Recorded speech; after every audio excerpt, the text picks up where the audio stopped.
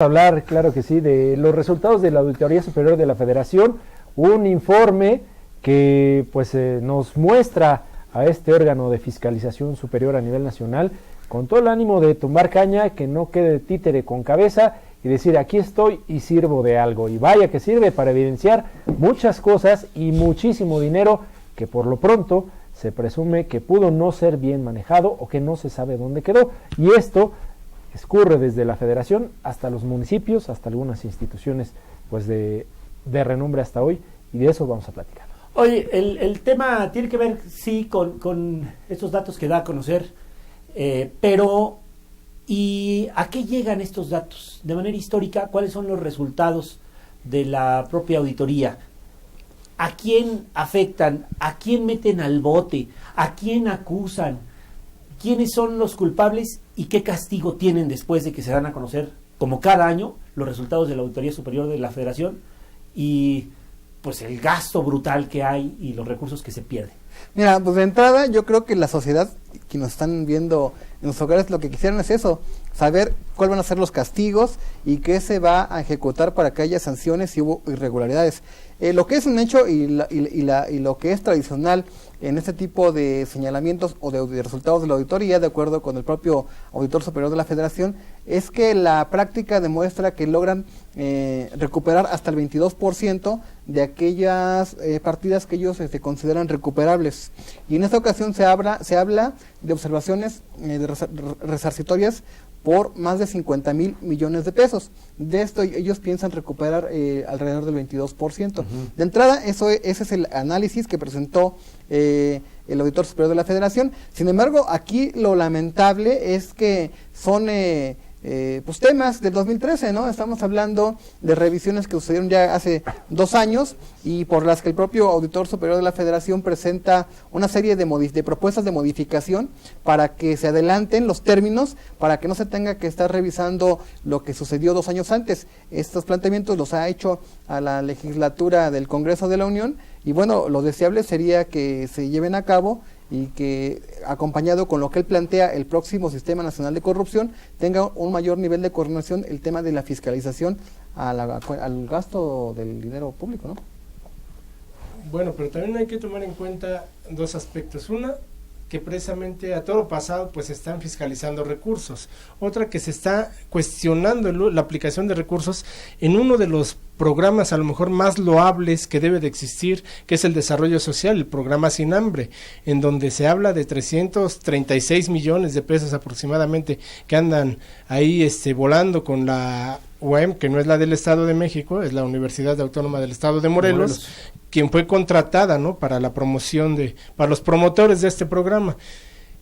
Y es increíble que utilicemos a estas alturas esos programas y no apliquemos bien los recursos, que desviemos recursos, que se desaparezcan recursos. Hay problemas en licitaciones de helicópteros, hay problemas, en varios aspectos que siento que ya a estas alturas en un mundo moderno no debe de existir, que los funcionarios deben de acotarse y verdaderamente tomar la decisión de entregarle buenas cuentas a la mayoría silenciosa y además en un tiempo real, no necesariamente después de 2 años en los que resarcir. Y en este caso, si se logra recuperar el 20%, estamos hablando de 10,000 millones de pesos, cuando, pues se tiene que recuperar todo.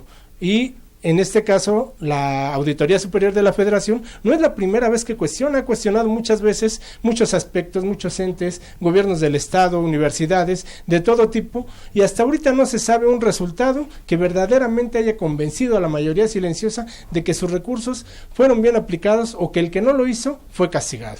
Pero yo creo que hay que tener aquí en cuenta varios aspectos. Uno, el que la auditoría por sí, lo primero que revela es que hay recursos que no está perfectamente claro dónde se aplicaron, cuándo se aplicaron o cómo se aplicaron. Y si se van a la revisión de las reglas de operación de los programas, por eso puede ser observado. Es decir, no se pierden en la totalidad los más de 50,000 millones. Se presume de entrada que no se manejaron bien.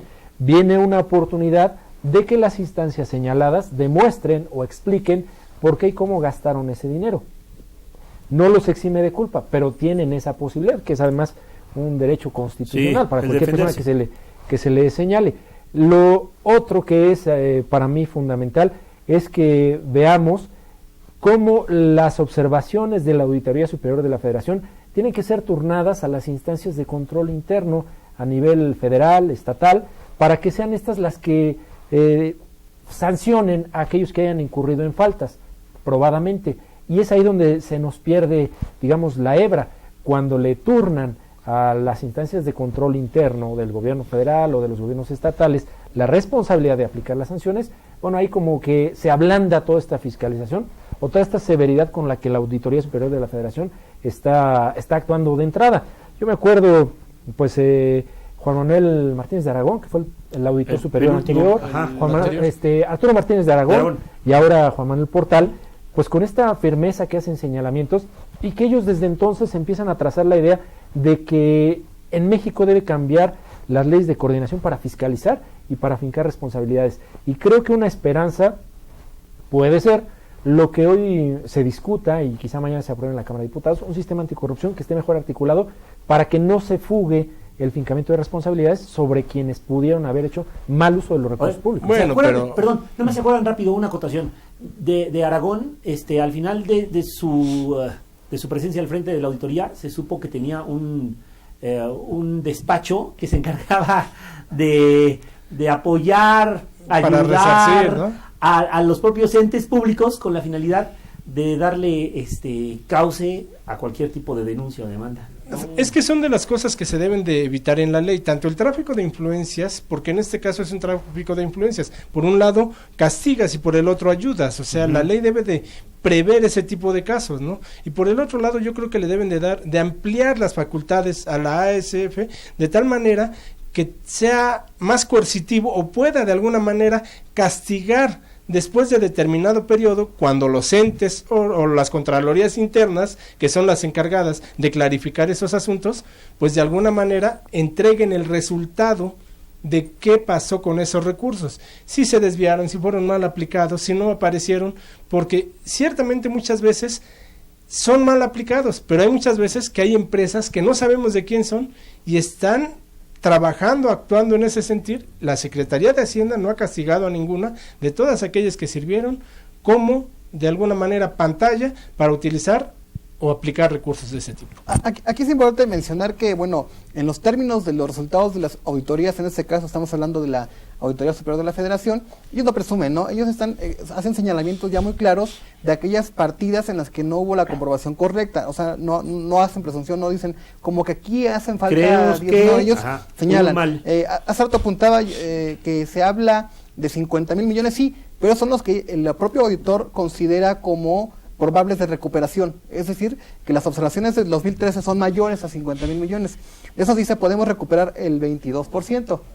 Y por otro lado, pues pone a debate cómo mejorar el nivel de fiscalización. ¿Por qué? Porque quienes han sido legisladores y quienes tienen esa función se quejan de que ellos son diputados pero no tienen la facultad de revisar y de castigar. Aquí en el Estado de México se ha dicho con insistencia que los legisladores han perdido esa posibilidad de fiscalizar y de sancionar. A nivel nacional, el auditor está proponiendo que ya cuando se cree que es inminente el Sistema Nacional Anticorrupción, se establezcan mecanismos para darle mayor transparencia, eficientar los niveles de fiscalización y de castigo a este tipo de acontecimientos y que no se tarden 2 años en una cuenta pública en los sujetos en hacer las revisiones, ¿no? y los señalamientos.